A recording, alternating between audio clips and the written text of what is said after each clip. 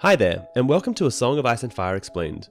This is a video series where we explain the massive conspiracies going on in A Song of Ice and Fire.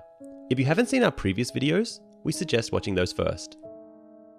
So, let's continue on with Jon 3, A Game of Thrones. This chapter is 5,185 words long, and is told from the perspective of Jon Snow, who was 14 years old at the start of A Song of Ice and Fire. In this chapter, after training, Jon Snow is attacked by several other recruits, but saved by Donal Noye, who shows Jon the error of his ways. Then Jon meets up with Tyrion and later learns from the Lord Commander that Bran has awoken. Jon is training with the other recruits under Castle Black's Master-at-Arms, Sir Alliser Thorne. Jon is by far the most skilled swordsman, and during a sparring match, he accidentally injures Gren's wrist. Disgusted with the recruits, Thorne calls an end to the training. Jon knew better than to reply. He had beaten everyone that Sir Alliser had sent against him, yet it gained him nothing. The Master-at-Arms served up only derision. Thorne hated him, Jon had decided. Of course, he hated the other boys even worse. Thorne mercilessly berates them all and has given Jon the nickname Lord Snow, in mockery of Jon's bastard status. To Jon's annoyance, everyone has taken up using the name. Jon has found Castle Black cold and the people colder. He has no friends among the 20 recruits and finds that he despises them more as time goes by. Jon resents that nobody but Tyrion Lannister told him that the war would be like this. The fact that even his father never told him makes it hurt all the worse. Even Jon's uncle Benjen seems to have abandoned him, becoming a very different man who spends all his time among the high officers. 3 days after arriving at the wall, Jon had pleaded to be allowed to come on arranging with his uncle. Benjen had told him that he was just a boy who had yet to earn the right to go. Benjen also explained that, while he loved his family, the men of the Night's Watch are his true brothers. The next morning, Benjen had smiles, but not for Jon, telling him that they would speak when he returns. Jon goes to his sleeping cell to be with Ghost, thinking of how much he misses his family. His thoughts are interrupted by the arrival of Gren, Toad, and 2 other recruits. All of them are brutes and bullies, sent to the wall for crimes. After Gren insults Jon's mother, a short fight breaks out that soon has Jon on the ground. However, before the boys can hurt Jon, Donal Noye, the smith, intervenes. After the others leave, Noye tells Jon that the Night's Watch has need of every man, and that there is no honor in killing boys like Gren. When Jon insists that they insulted his mother, Noye points out that them saying it doesn't make it true. When Noye reminds Jon that he is in the Night's Watch for life, Jon reflects angrily on the fact that Donal Noye had a life before taking the Black. He feasted and wenched and fought in battles, only taking the Black after losing an arm during the siege of Storm's End. Jon claims that the others hate him because he is better than them, but Noye insists that they hate him because he thinks he is better. Noye then calls Jon a bastard and a bully. Being called a bully surprises Jon because his attackers were all older and bigger than him. Noye explains that Jon has humiliated and shamed the other recruits, who have had no formal training in swordsmanship, whereas Jon was trained by an anointed knight. Jon starts to feel ashamed, but is still angry. Noye tells him to accept his life on the wall and reconsider how he treats his companions, or else to sleep with a dagger by his bed. As he leaves, Jon looks up at the wall, a massive blue-white cliff of ice that fills up half the sky and dwarfs Castle Black beneath it. The wall is the largest structure built by men, according to Benjen, and the most useless, according to Tyrion. Older than the 7 kingdoms, to Jon, the wall seems to represent the edge of the world. Tyrion interrupts Jon's reflection by commenting that it makes you wonder about what lies beyond. Since arriving, Jon has seen little of Tyrion, who has been an honoured guest among the high officers. When Tyrion asks Jon if he is curious about what lies beyond the wall, Jon replies that there is nothing special, but inside wishes he could have ridden with his uncle Benjen on arranging. When Tyrion calls him Lord Snow by mistake, Jon objects, but Tyrion asks whether he would prefer to be called the Imp, and reminds Jon to make his weakness his strength by accepting it.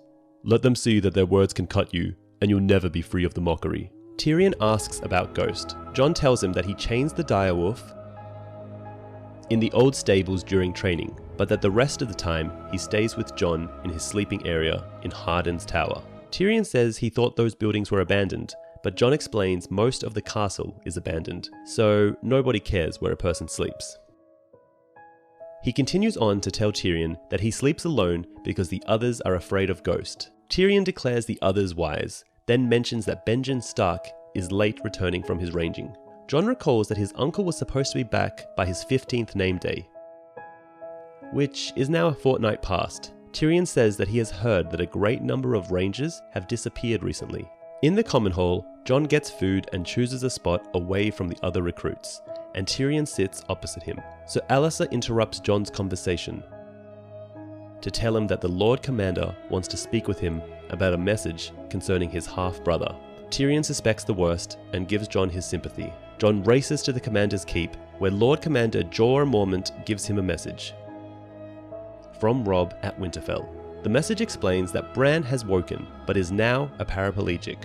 Jon, overjoyed that Bran will live, rushes back to tell Tyrion. In his joy, Jon apologizes to Grenn and offers to show him how to defend against the move that injured him. Sir Alliser sarcastically remarks that he would have an easier time teaching a wolf to juggle than training Grenn to fight. Jon replies that he will take the wager, as he would love to see Ghost juggle. All the men in the hall, including Grenn, begin to laugh. As Sir Alliser clenches his fist in anger, Jon realizes that he has made himself a lifelong enemy, and this is where Jon 3: A Game of Thrones ends. It's funny to think how different Jon's story would be if he hadn't offended Alliser Thorne. But at the same time, their mutual disdain might have been inevitable. Moreover, this chapter introduces Donal Noye, probably one of the best characters omitted from the TV series. In this chapter, we learn he'd only taken the black after he'd lost an arm at the siege of Storm's End. He'd taken a glancing blow from an axe, and the wound had festered until the whole arm had to come off. However, there isn't much fighting during a siege, except at the gate.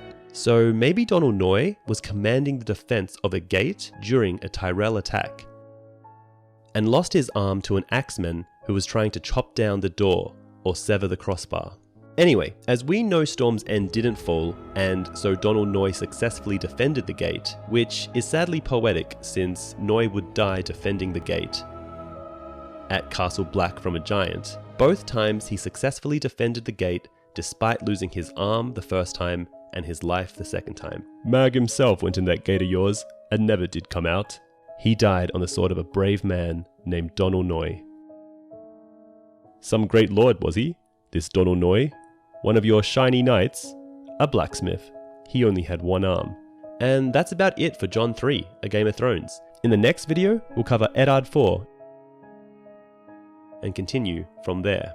In the meantime, here are the differences between the HBO TV show and book. In the show, many recruits in the Night's Watch are omitted in the series, such as Toad and Haldor, and Darien's character only makes a brief appearance.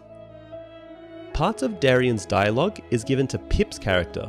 In the first scene of The Wall, there are 3 notable recruits: Grenn, Pip, and Rast. Rast also gets more screen time than in the book. In the book, Rast is called Rat and Grenn is called Aurochs by Alistair Thorne. These derogatory nicknames are not mentioned in the show. In the fight with Grenn, Jon breaks Grenn's nose instead of Grenn's wrist. He is also shown fighting more recruits in the books. Most were 2 or 3 years his senior, yet not one was half the fighter Robb had been at 14. Darien was quick, but afraid of being hit. Pip used his sword like a dagger. Jeren was as weak as a girl. Grenn, slow and clumsy. Haldor's blows were brutally hard, but he ran right into your attacks. In the show, it is Tyrion, not Donal Noye, who rescues Jon from the other recruits, and chides Jon before giving him the news about Bran. Anyway, that's it for today's episode. If you want to see more of A Song of Ice and Fire Explained, please like, share, and subscribe. Also, when you get the chance, try out Fantasy Flight's A Game of Thrones board game, digital edition.